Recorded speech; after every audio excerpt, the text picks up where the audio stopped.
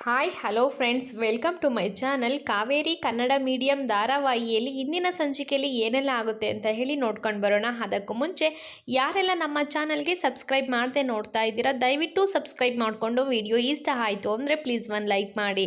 ಸಂಚಿಕೆ ಶುರುವಿನಲ್ಲಿ ಈ ಕಡೆ ಪಾದ ಪೂಜೆ ಮಾಡ್ತಾ ಇರ್ತಾಳೆ ಅಂಬಿಕಾ ಶಶಿಗೆ. ಅದನ್ನು ನೋಡಿಬಿಟ್ಟು ವೃಂದ ಇದ್ದವಳು, ಮಾವನಿಗೆ ಏನಕ್ಕೆ ಪಾದ ಪೂಜೆ ಮಾಡ್ತಾ ಇದ್ದೀರಾ ಅಂತ ಹೇಳಿ ವೃಂದ ಪ್ರಶ್ನೆ ಮಾಡ್ತಾಳೆ. ಇವತ್ತು ಭೀಮ್ ಅಮಾವಾಸ್ಯೆ ಅಂತ ಪ್ರತಿ ಮುತ್ತೈದೆಯರು ತನ್ನ ಮಾಂಗಲ್ಯ ಭಾಗ್ಯ ಗಟ್ಟಿಯಾಗಿರಲಿ, ಹಾಗೆ ನನ್ನ ಗಂಡನ ಆಯಸ್ಸು ಗಟ್ಟಿಯಾಗಲಿ ಅಂತ ಹೇಳಿ ಗಂಡನಿಗೆ ಪಾದ ಪೂಜೆ ಮಾಡಬೇಕು ಅಂತ ಹೇಳಿ ಅಂಬಿಕಾ ಹೇಳ್ತಾಳೆ.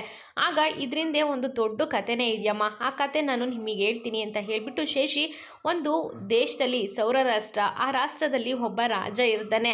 ಆ ರಾಜನಿಗೆ ವಯಸ್ಸಿಗೆ ಬಂದಿರುವಂತಹ ಮಗ ಸತ್ತೋಗ್ಬಿಡ್ತಾನೆ.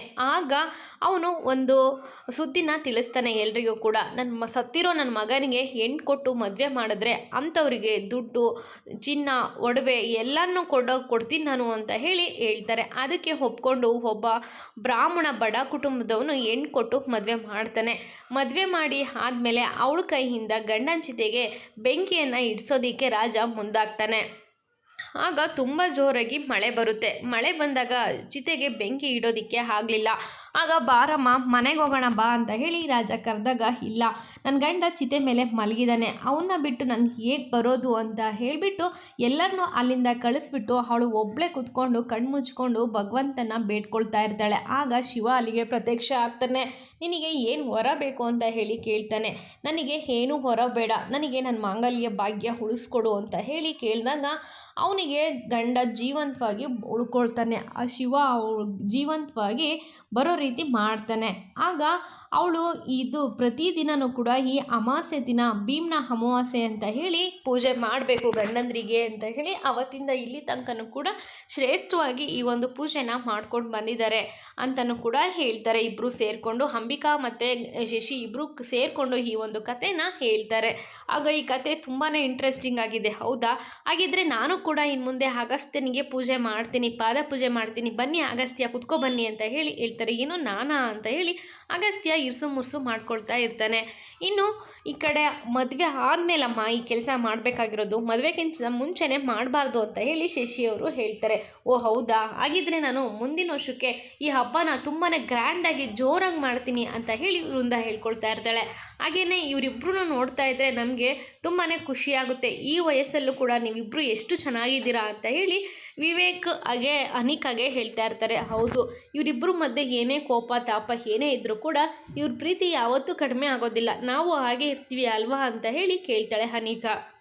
ಇದನ್ನ ಡೌಟಿಂದ ಕೇಳ್ತಾ ಇದೆಯಾ, ನೀವು ಹೀಗೆ ಇರ್ತೀರಾ, ಏನಕ್ಕೆ ಡೌಟಿಂದ ಕೇಳ್ತಾ ಇದೆಯಾ ಅಂತ ರವಿ ಅನಿಕಾಗೆ ಪ್ರಶ್ನೆ ಮಾಡ್ತಾರೆ. ಕರೆಕ್ಟಾಗಿ ಹೇಳ್ದೆ ನೋಡು ರವಿ, ನಮಗಿನ್ನ ಚೆನ್ನಾಗಿರ್ತಾರೆ ಇವರಿಬ್ಬರು ಅಂತ ಹೇಳಿ ಹೇಳ್ತಾ ಇರ್ತಾರೆ.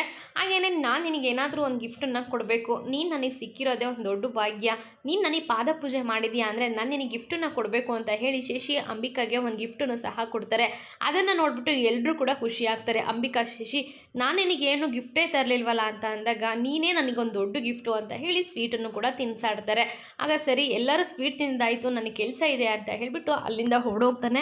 ಹಾಗೆ ಅಗಸ್ತ್ಯನಿಗೆ ಫೋನ್ ಮಾಡಿಬಿಟ್ಟು ಮುಂಚೆನೇ ಇನ್ಫಾರ್ಮ್ ಮಾಡಿರ್ತಾನೆ, ಇವನ್ನ ಫೋನ್ ಮಾಡಿ ಮೇಲೆ ಹೋಗು ಅಂತ ಹೇಳಿದೆ, ಇವನು ಎಲ್ಲೋದ ಅಂತ ಹೇಳಿಬಿಟ್ಟು ಸೊಸೆಯನ್ನು ಹುಡ್ಕೊಂಡು ರೂಮ್ಗೆ ಶಶಿ ಬರ್ತಾರೆ. ಅಲ್ಲಿ ಪೂಜೆ ಮಾಡೋದಕ್ಕೆ ಎಲ್ಲ ತಯಾರಿನೂ ಕೂಡ ಈ ಕಡೆ ಕಾವೇರಿನೂ ಕೂಡ ಮಾಡ್ಕೊಂಡಿರ್ತಾಳೆ. ಆದರೆ ಎಲ್ಲಮ್ಮ ನಿನ್ನ ಗಂಡ ಅಂತ ಕೇಳಿದಾಗ ಅವನಿನ್ನೂ ಬಂದಿಲ್ಲ. ನಾನು ಆವಾಗಲೇ ಅವನಿಗೆ ಸಿಗ್ನಲ್ ಮಾಡಿ ಹೇಳಿದೆ ಹೋಗು ಅಂತ, ಅವನಿನ್ನೂ ಹುಡ್ಕೊಂಡು ಅದೆಲ್ಲೋದನ್ನೋ ಏನೋ, ನಾನು ಅವನ್ನ ಹುಡ್ಕೊಂಡು ಬರ್ತೀನಿ ಇರಮ್ಮ ಅಂತ ಹೇಳಿಬಿಟ್ಟು ಶಶಿ ಈ ಕಡೆ ಅಗಸ್ತ್ಯನ ಹುಡ್ಕೊಂಡು ಹೋಗ್ತಾರೆ.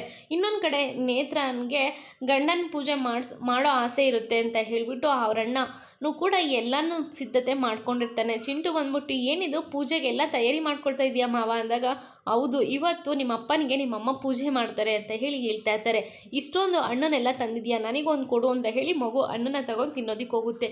ಹೀರೋ ಪೂಜೆ ಆದಮೇಲೆ ಎಲ್ಲ ಹಣ್ಣು ಕೂಡ ನಿನಗೆ ಹೀರೋ ಅಂತ ಹೇಳಿ ಹೇಳ್ತಾ ಇರ್ತಾನೆ. ಆಗ ಇದೊಂದು ಹಣ್ಣು ತಿನ್ನು ಅಂತ ಹೇಳಿ ಮಗು ಕೈಯಲ್ಲಿ ಒಂದು ಹಣ್ಣು ಕೊಡ್ತಾನೆ. ಆಗ ಅಪ್ಪನಿಗೆ ಪೂಜೆ ಆಗ್ತಾ ಇದೆ.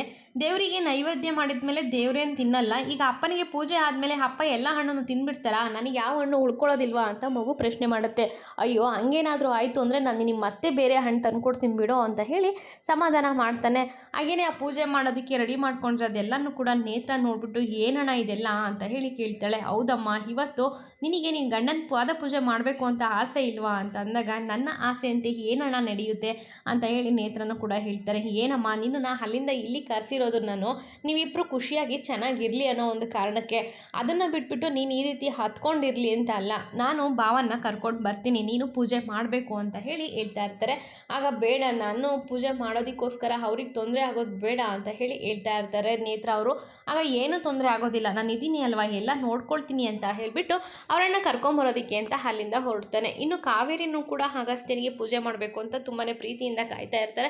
ಅಗಸ್ತ್ಯನ ಕರ್ಕೊಂಬಂದು ಕುತ್ಕೊಳ್ಳೋ, ಬೇಗ ಬೇಗ ಬೇಗ ಪೂಜೆ, ಏನಪ್ಪ ಇದೆಲ್ಲ, ಅಲ್ಲೇನೋ ಕೆಳಗಡೆ ಸಂಪ್ರದಾಯ ಪೂಜೆ ಅಂತ ಮಾಡ್ತಾಯಿದ್ರು, ಆದರೆ ನನಗೆ ಯಾಕೆ ಇಲ್ಲಿ ಅಂತಂದಾಗ, ಏನ್ರಿ ಹೀಗೆ ಹೇಳ್ತಾ ಇದ್ದೀರಾ, ನಾನು ಇದನ್ನು ಭಕ್ತಿಯಿಂದ ಪೂಜೆ ಮಾಡಬೇಕು, ಹಾಗೆಲ್ಲ ಹೇಳಬಾರ್ದು, ಇವತ್ತಿನ ದಿನ ತುಂಬಾ ಶ್ರೇಷ್ಠವಾದ ದಿನ, ಇವತ್ತು ನಾನು ನಿಮಗೆ ಪೂಜೆ ಮಾಡಲೇಬೇಕು ಅಂತ ಕಾವೇರಿ ಹೇಳ್ತಾ ಇರ್ತಾರೆ. ಏನು ಕಾವೇರಿ, ಗಂಡ ಹೆಂಡತಿ ಅಂತಂದರೆ ಇಬ್ಬರು ಒಂದೇ ಅಲ್ವಾ, ನೀವೇನು ಪಾದಗೀದ ಎಲ್ಲ ಮುಟ್ಕೊಂಡು ಅಂತ ಹೇಳಿ ಹೇಳ್ತಾ ಇರ್ತಾನೆ ಅಗಸ್ತ್ಯ. ಏನು ಸರ್ ನೀವು ಈಗ ಹೇಳ್ತಾ ಇದ್ದೀರಾ, ಅವತ್ತು ನೀವು ಪ್ರೀತಿಯಿಂದ ನನ್ನ ಕಾಲಿಗೆ ಗೆಜ್ಜೆ ಕಟ್ಟಬೇಕಾದ್ರೆ ನನ್ನ ಕಾಲನ್ನು ನೀವು ಮುಟ್ಲಿಲ್ವಾ, ಹಾಗೆ ನಾನಿವತ್ತು ಪ್ರೀತಿಯಿಂದ ನಿಮಗೆ ಪಾದ ಪೂಜೆ ಮಾಡ್ತೀನಿ ಅಂತ ಹೇಳಿ ಕಾವೇರಿನೂ ಕೂಡ ಹೇಳ್ತಾಳೆ. ಹಾಗೆಯೇ ಪ್ರೀತಿಯಿಂದ ಅಗಸ್ತ್ಯನ ಕಾಲಿಗೆ ಪೂಜೆ ಮಾಡೋದಕ್ಕೂ ಕೂಡ ಎಲ್ಲ ತಯಾರಿ ಮಾಡಿಕೊಂಡು ಪೂಜೆ ಮಾಡ್ತಾಳೆ. ಸರಿ ಅಂತ ಅಗಸ್ತ್ಯನೂ ಕೂಡ ಒಪ್ಕೊಂಡು ಪೂಜೆ ಮಾಡಿಸ್ಕೊಳ್ತಾ ಇರ್ತಾನೆ. ಇವತ್ತು ಎಲ್ಲರೂ ಕೂಡ ನಮ್ಮ ಮನೆಯಲ್ಲಿ ಮುಂದೆ ನಿಂತ್ಕೊಂಡು ಎಲ್ಲರ ಮುಂದೆನೂ ಪೂಜೆ ಮಾಡಬೇಕಾಗಿತ್ತು ನನ್ನ ಸೊಸೆ, ಆದರೆ ನನ್ನ ಸೊಸೆಗೆ ಇನ್ನೂ ಎಷ್ಟು ಕಷ್ಟಗಳನ್ನು ಕೊಡ್ತಾನೋ ಏನೋ ಆ ದೇವರು ಗೊತ್ತಿಲ್ಲ. ಇನ್ನು ಮುಂದಿನ ವರ್ಷದಷ್ಟರಲ್ಲಿ ಎಲ್ಲರೂ ಸಾಲಾಗಿ ಗಂಡ್ಮಕ್ಳು ನಾವು ಕೂತ್ಕೊಂಡು ಅವ್ರವ್ರ ಹೆಂಡ್ತಿಯವ್ರ ಹತ್ರ ನಾವು ಪೂಜೆ ಮಾಡಿಸ್ಕೊಳ್ಳೋ ಹಾಗಾಗಬೇಕು, ನಿನ್ನ ಗಂಡ ನಿನಗೆ ಸಿಗಲಿ ಅಂತ ಹೇಳಿ ನೀನು ಆ ದೇವ್ರ ಹತ್ರ ಬೇಡ್ಕೊಳಮ್ಮ ಅಂತ ಹೇಳಿ ಶಶಿ ಕಾವೇರಿಗೆ ಹೇಳ್ತಾರೆ. ಆಗ ಹಾಗೆ ಆಯ್ತ್ಲಿ ಮಾವ ಅಂತ ಹೇಳ್ಬಿಟ್ಟು ಚೆನ್ನಾಗಿ ಪೂಜೆ ಮಾಡಿ ಬೇಡ್ಕೊಳ್ತಾರೆ. ಆಗ ಅಗಸ್ತ್ಯ ಅವರು ಕಾವೇರಿಗೆ ಒಂದು ಮಾತನ್ನು ಕೊಡ್ತಾರೆ. ನಾನು ನಿನಗೆ ಸುಖದಲ್ಲಿ ಮಾತ್ರ ಜೊತೆ ಆಗಿರೋದಿಲ್ಲ, ನಿನ್ನ ಕಷ್ಟದಲ್ಲಿ ಎಲ್ಲದಕ್ಕೂ ನಾನು ಭಾಗಿಯಾಗ್ತೀನಿ, ಇಬ್ಬರು ಕೂಡ ಆ ಎಲ್ಲನೂ ಹಂಚ್ಕೊಂಡು ನಾವೆಲ್ಲನೂ ನಿಭಾಯಿಸೋಣ ಅಂತ ಹೇಳಿ ಕಾವೇರಿಗೆ ಮಾತು ಕೊಡ್ತಾನೆ ಅಗಸ್ತ್ಯ. ಕಾವೇರಿ ಕೂಡ ತುಂಬಾ ಖುಷಿಯಾಗಿರ್ತಾಳೆ. ಇಲ್ಲಿಗೆ ಸಂಚಿಕೆ ಮುಕ್ತಾಯವಾಗುತ್ತದೆ ಸ್ನೇಹಿತರೆ. ಮುಂದಿನ ಸಂಚಿಕೆಯಲ್ಲಿ ಏನೆಲ್ಲ ಆಗುತ್ತೆ ಅನ್ನೋದನ್ನು ತಪ್ಪದೇ ವೀಕ್ಷಿಸೋಣ. ಅಲ್ಲಿವರೆಗೂ take care and bye bye. Thank you for watching.